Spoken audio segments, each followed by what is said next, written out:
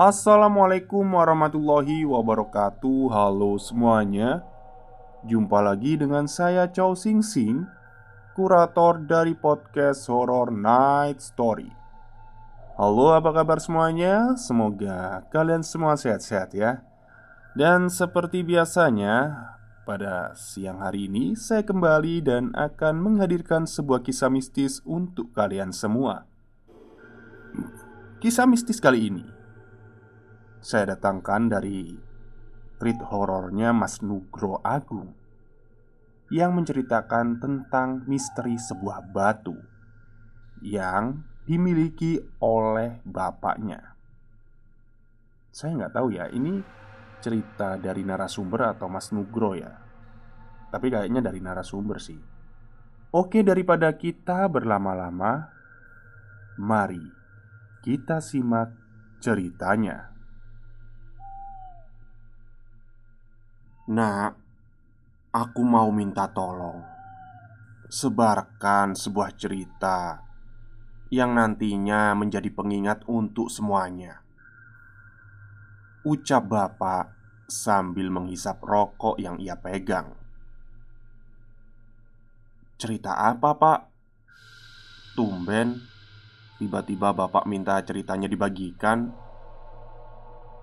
Kataku penasaran. Ya, cerita di mana bapakmu dulu ada di sebuah persimpangan. Harus memilih untuk bangkit perlahan dari keterpurukan atau menuruti ego dan nafsu duniawi dalam mendapatkan kekayaan yang sesaat ini. Kamu mau kan, Gung? Pinta bapakku. Yang tentu saja, sebagai anak, saya tidak bisa menolaknya.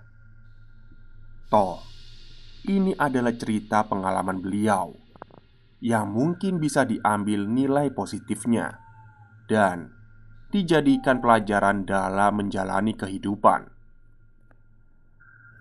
Saya akan menceritakan sebuah cerita yang berkaitan dengan sebuah batu. Batu berwarna putih yang pernah sekali Bapak tunjukkan kepada saya. Bapak menamai batu itu dengan sebutan Watu Petak. Sebelum melanjutkan ke cerita, apa yang saya bagikan adalah pengalaman yang orang tua saya alami. Pengalaman entah baik atau buruk.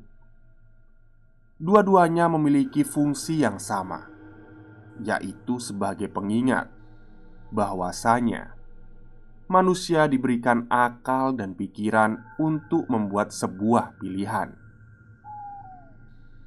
Cerita ini bermula ketika manusia dihadapkan pada titik terendah dalam hidupnya.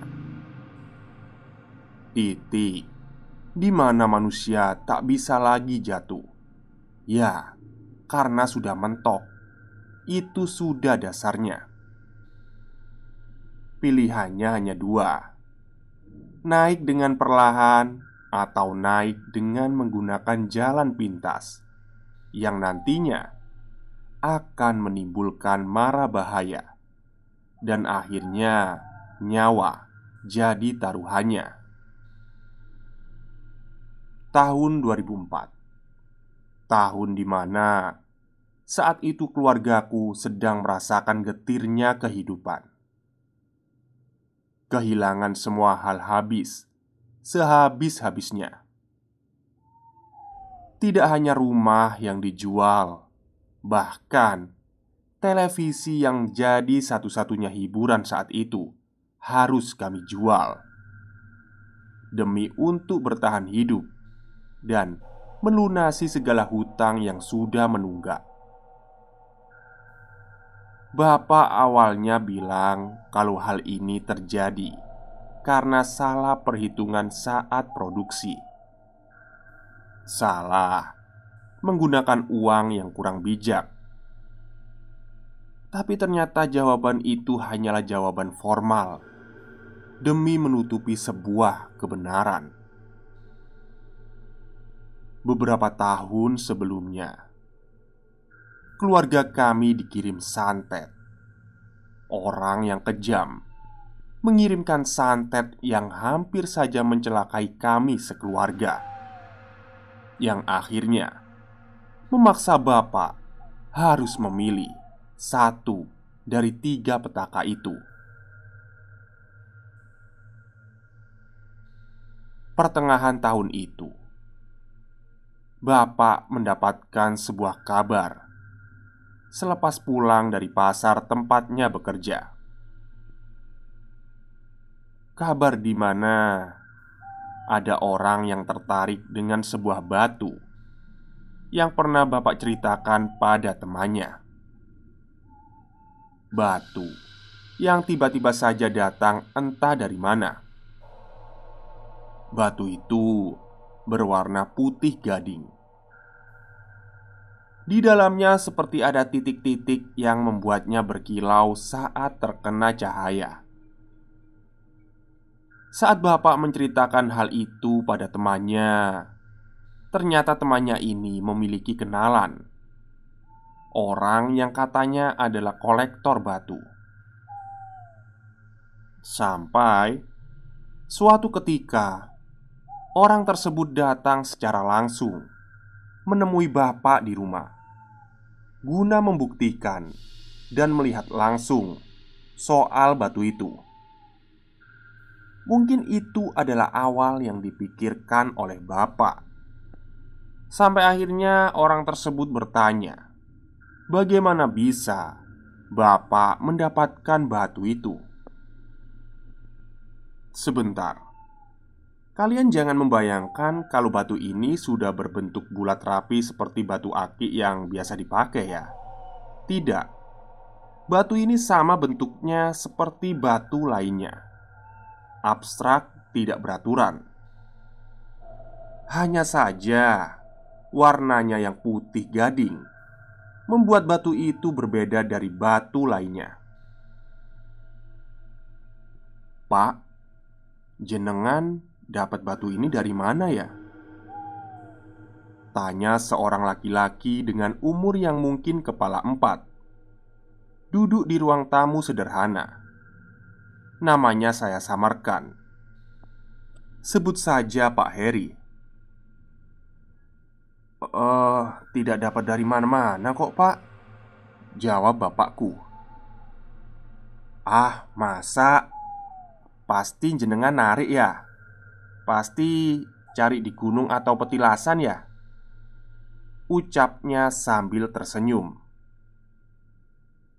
Pertanyaannya serius, tapi ia bawakan dengan sedikit santai. Saestu Pak, beneran. Saya dapat batu ini ya di sini, di meja ini. Waktu saya mau berangkat ke pasar pagi buta. Lagian, ini maaf ya Pak, saya nun sewu.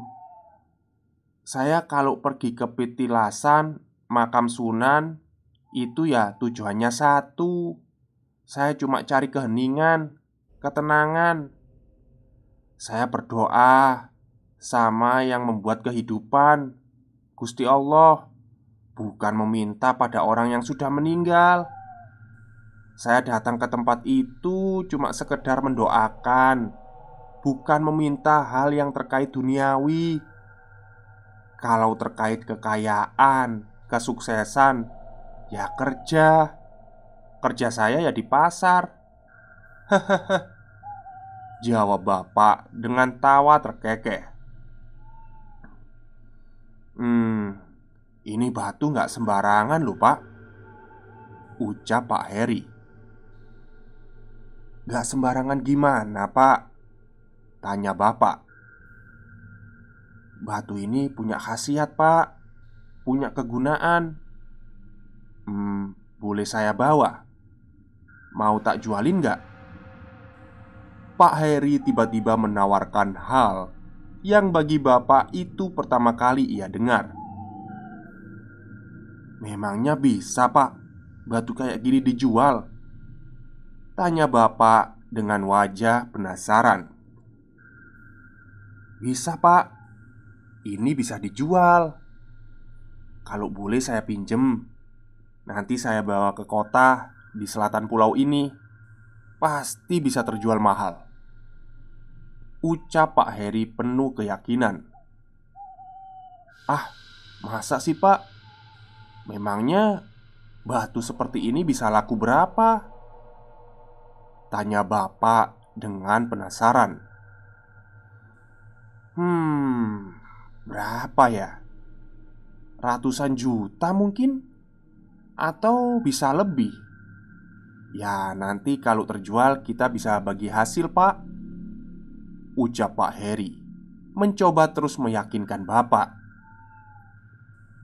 Namun beliau tidak seperti itu. Beliau tidak semudah itu juga percaya pada orang yang meminjam sesuatu yang dirasa penting baginya. "Waduh, kalau dipinjam sih saya tidak bisa ngasih ya pak. Kita ini baru saja ketemu. Saya dulu pernah punya sesuatu yang berharga. Teman saya pinjem, teman baik saya. Sampai akhirnya saya tahu barang tersebut ternyata dijual pada seorang pejabat di daerahnya." Bapak mencoba menjelaskan dengan nada setenang mungkin, bermaksud agar tidak menyinggung Pak Heri. "Waduh, iya sih. Apa yang dikatakan jenengan ada benarnya juga. Kalau gitu, boleh saya foto nggak? Nanti saya tunjukkan pada teman saya," pinta Pak Heri. "Nah, kalau difoto monggo, silahkan." Bapak mempersilahkan Pak Heri. Ia kemudian mengambil beberapa foto dengan handphone yang lumayan canggih di tahun itu. "Oke, nanti saya telepon ya pak." "Waduh pak, saya ini nggak punya telepon loh," ucap bapak sambil terkekeh. "Wah, maaf loh pak. Gini aja, kalau ada kabar lagi nanti saya langsung datang ke rumah atau pasar ya pak. Tenang, nanti saya kabari," ucap Pak Heri. Sebelum akhirnya ia memutuskan untuk berpamitan dengan bapak. Kedatangan Pak Heri saat itu ibarat angin segar. Ada harapan dari hal yang ternyata sukar untuk dipercaya. Sebuah batu dihargai begitu mahal untuk khasiatnya sendiri. Bapak juga tidak terlalu yakin. Ada yang pernah mengatakan kalau batu yang dipegang bapak ini, jika ditempatkan di toko atau warung, maka toko atau warung itu jadi laris. Terus, jika dibawa terus-menerus oleh penggunanya, maka akan menjadi pengasihan. Ya, percaya atau tidak, tapi bapak tidak terlalu mempedulikan hal itu. Baginya, kalau sudah jadi rezekinya pasti akan diterima. Dalam pikiran bapak saat itu, dibuat santai sajalah segala urusan. Fokus bekerja yang jelas saja, supaya bisa melunasi hutang bank yang menjerat. Tak lama berselang, beberapa hari kemudian, Pak Heri kembali lagi ke rumah. Ia berpesan sesuatu pada bapak, bahwasanya ada seseorang yang berminat untuk membeli batu itu dengan harga tinggi. Nominalnya 1 M. Mendengar kabar itu, manusia mana yang tidak sesak dadanya? Bapak waktu itu langsung membayangkan, dengan uang sebanyak itu, rasanya tidak hanya hutang yang bisa dibayar. Dia juga bisa beli rumah, mobil, dan membuat usahanya tambah maju. Dengan tambahan modal yang tak terkira. Awalnya, Bapak tidak percaya begitu saja. Sampai akhirnya Pak Heri memberikan uang dalam amplop coklat yang nominalnya tidak sedikit. Sore itu, Pak Heri meminta agar besok siang Bapak berangkat ke kota yang pernah Pak Heri ceritakan, bertemu dengan orang yang akan membeli batu itu. Nantinya Bapak akan berangkat sendiri karena Pak Heri setelah pertemuan ini akan langsung bertolak ke kota itu. Setelah itu, hal aneh mulai terjadi. Perasaan Bapak tiba-tiba merasa tidak nyaman oleh sesuatu. Ada kekuatan yang entah dari mana, seperti mengintimidasi Bapak. Bukannya tenang setelah mendengar kabar itu, Bapak malah gelisah. Malam pun tiba. Bapak menceritakan semuanya pada ibu dan tentunya kami anak-anaknya, khususnya aku sebagai anak tertua. Hal tersebut tentu saja disambut baik oleh ibu, bagai mendapat durian runtuh. Tapi Bapak juga bilang, durian kalau runtuhnya kena kepala juga bakal sakit. Kami semua tertawa mendengar Bapak berkata seperti itu. Berbeda dengan Bapak, wajahnya begitu serius. Hingga akhirnya malam pun tiba. Kami semua beristirahat, tak terkecuali Bapak yang biasanya tidur paling akhir. Kini ia sudah memposisikan tubuhnya di atas kasur. Disadari atau tidak, pertanda buruk malam itu mulai datang. Bapak terus saja berjalan, menelusuri jalanan yang di kanan dan kirinya sawah. Saat itu sore terlihat berbeda. Langit berwarna kuning, membuat semuanya janggal. Perasaan Bapak benar-benar tidak karuan waktu itu. Entah kenapa ia bisa berada di jalan ini. Beliau terus berjalan tanpa henti, hingga akhirnya beliau bertemu dengan ibu. Ibu berdiri persis di depannya, menatapnya dengan mata yang terus mengeluarkan air. "Loh, Bu, kenapa? Kok ibu ada di sini?" tanya Bapak yang penasaran dengan hal itu. Ibu hanya diam, tidak menjawab apapun. Hingga akhirnya ibu berbalik arah, berjalan ke arah yang dituju Bapak. Mendengar hal itu, Bapak berlari mengejar ibu. Namun ibu yang hanya berjalan biasa saja, seperti susah digapai oleh Bapak. Padahal ia sudah berlari sekuat tenaga. "Bu, tunggu Bu, mau kemana? Hei!" ucap Bapak sembari terus berlari. Ibu akhirnya berhenti. Bapak yang teriak menyusulnya, melihat keanehan. "Bu, kamu mau kemana toh?" tanya Bapak yang sudah dirasuki rasa takut yang besar. Ibu berbalik, melihat Bapak dengan senyum. Namun air mata masih keluar dengan deras, membuat Bapak bertanya-tanya dalam hati, Ibu lalu mundur. Langkahnya pelan hingga akhirnya, "Bu!" Bapak berteriak sekencang-kencangnya, membuat kami semua terbangun di rumah. Ternyata bapak mimpi buruk malam itu. "Duh, kenapa toh pak? Bapak mimpi apa?" tanya ibu.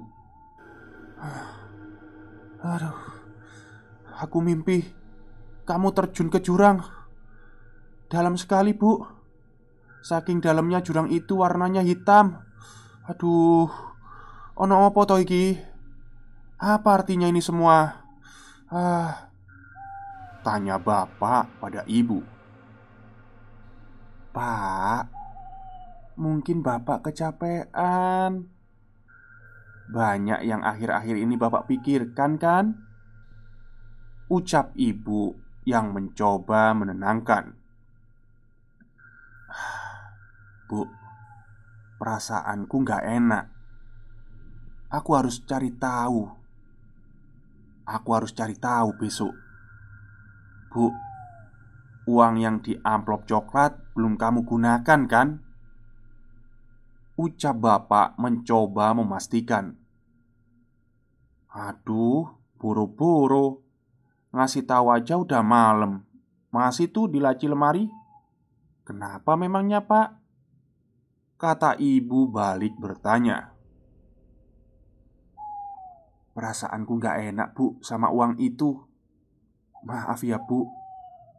Sampai aku dapet jawabannya besok, jangan pakai uang itu," ucap bapak pada ibu, dibalas dengan anggukan pertanda setuju. Keesokan harinya, setelah merampungkan pekerjaan di pasar, bapak segera bertolak ke kota yang dijanjikan. Salah satu kota yang terdapat di selatan pulau. Saya tidak ingin menyebutkan tepatnya di mana ya, karena masalah ini cukup sensitif. Bapak menggunakan bis bertolak dari kota tempat tinggal kami. Perasaannya masih kacau kepergiannya ke kota yang dijanjikan. Selain untuk mencari kebenaran akan khasiat batu itu, juga ingin mengembalikan uang yang diberikan oleh Pak Heri. Rasa-rasanya uang yang diberikan itu jumlahnya tidak masuk akal. Nilai yang pernah disebutkan oleh Pak Heri, bapak juga merasa aneh. Sebongkah batu yang ia temukan tanpa sengaja dihargai dengan uang sebanyak itu. Rasanya ada yang janggal dalam hal ini. Di tengah perjalanan, awalnya terasa biasa saja. Bus yang bapak tumpangi itu tak terlalu penuh. Bapak sengaja duduk di dekat jendela agar matanya bisa melihat pemandangan saat perjalanan berlangsung. Bapak yang sudah bekerja dari pagi buta dan selesai tengah hari membuat bapak sering tidur saat pulang kerja. Di dalam bus itu, bapak tertidur, dan hal aneh mulai terjadi lagi. Suasana siang itu menjadi sendu. Matahari nampak menghindar dari posisinya, membuat cahaya yang masuk berkurang. Bapak terbangun dan posisinya masih sama. Namun, orang yang ada di dalam bus jumlahnya sudah berkurang. Hanya tinggal beberapa orang saja. Yang anehnya, mereka semua memiliki ekspresi yang aneh. Ekspresi wajah dengan tatapan kosong, seperti orang-orang yang telah hilang harapan. Tidak ada yang bicara. Bahkan kernet yang biasa mondar-mandir saat itu tidak terlihat. Di samping bapak, kini duduk seorang laki-laki bertubuh besar, sangat besar. Bapak menggambarkan laki-laki itu memiliki kulit yang bersih dan jenggot tipis di wajahnya serta berkumis. Tubuhnya kekar. Mungkin baginya bapak terlihat kecil. Ia duduk di samping bapak setelah sebelumnya bangku yang bapak tempati kosong. "Mau kemana, Pak?" sapa basa-basi laki-laki yang ada di sebelah bapak.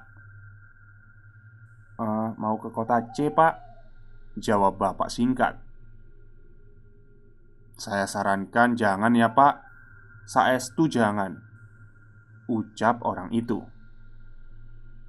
"Noh, emang kenapa, Pak? Kok tiba-tiba bapak bilang kayak gitu?" tanya bapak yang penasaran. Jenengan mau ke kota itu untuk menyerahkan batu putih yang ada di dalam tas bapak, kan?" Pertanyaan yang diajukan oleh orang itu membuat bapak hanya melongo. Tidak ada satu kata pun yang keluar dari mulutnya, setidaknya untuk beberapa saat.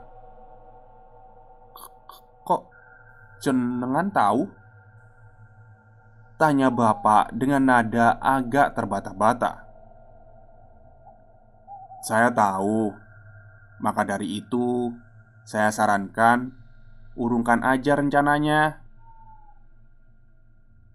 "Nggak bisa gitu. Kenapa jenengan bilang seperti itu? Alasannya apa?"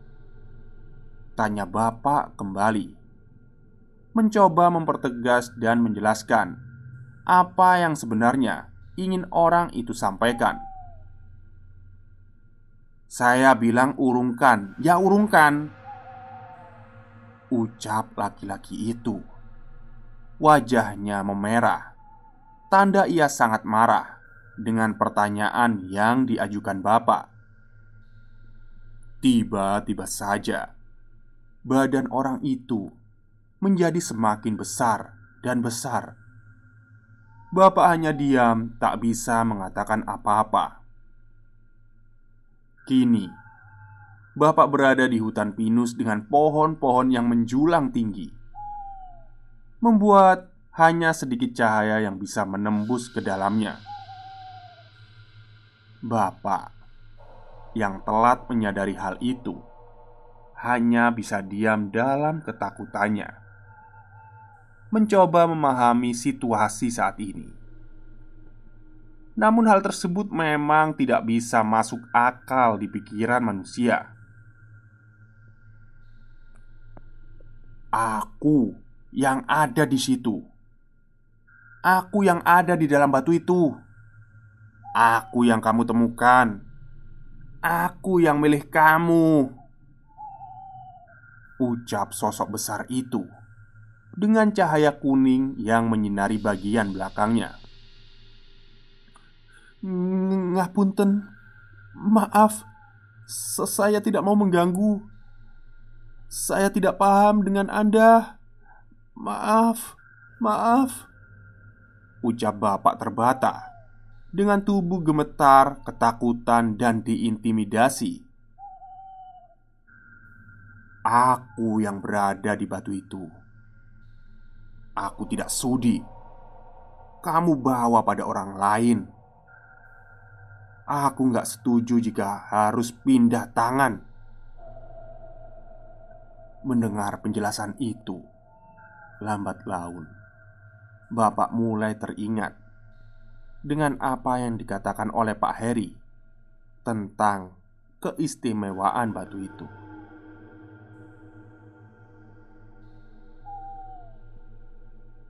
"Kalau kamu masih nekat dan kepingin mindahkan batu itu, aku punya syarat," ucapnya dengan nada menggema. Mendengar hal itu muncul di benak bapak untuk memberanikan diri berkomunikasi dengan makhluk itu. "Syarat? Syaratnya apa? Syarat apa yang Eyang ajukan? Barangkali saya bisa menyanggupi," Eh, kalau aku diberikan pada orang lain,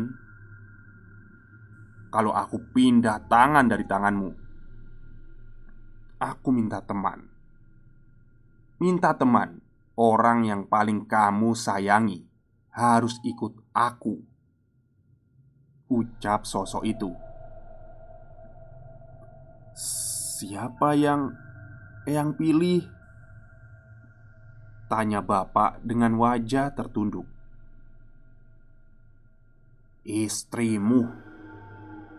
Istrimu harus ikut aku, nemenin aku.